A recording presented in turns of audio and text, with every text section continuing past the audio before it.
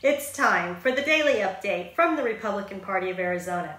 I'm Pam Kirby, your first vice chair.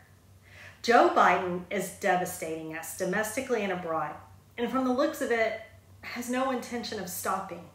For his next trick, he plans on saddling the American people with a $1.5 trillion infrastructure package, which of course will be funded by you and me.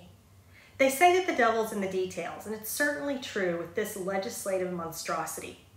Arizona Congressman David Schweikert sits on the U.S. House Ways and Means Committee, the committee that oversees tax law. He and some other members of Congress have now revealed an item hidden in the fine print. 3 decades ago, the United States government required that banks report any transactions of $10,000 or more to the Internal Revenue Service, also known as the IRS. We were told it was a measure to combat money laundering by terrorist groups and the drug cartels. The proposed infrastructure plan has a provision where the reporting level will go down to $600 of gross inflow or outflow.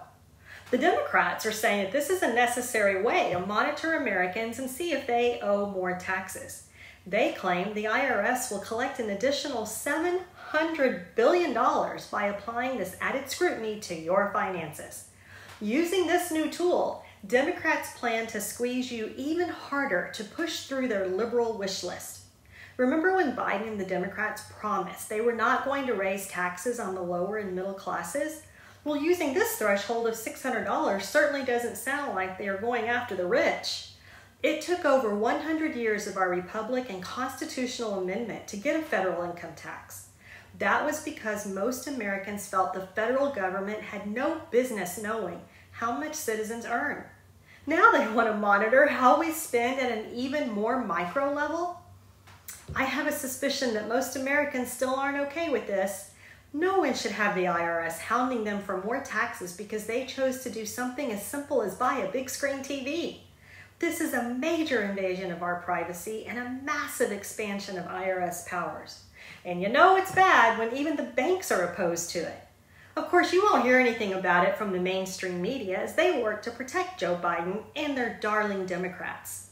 But we thought you should be aware.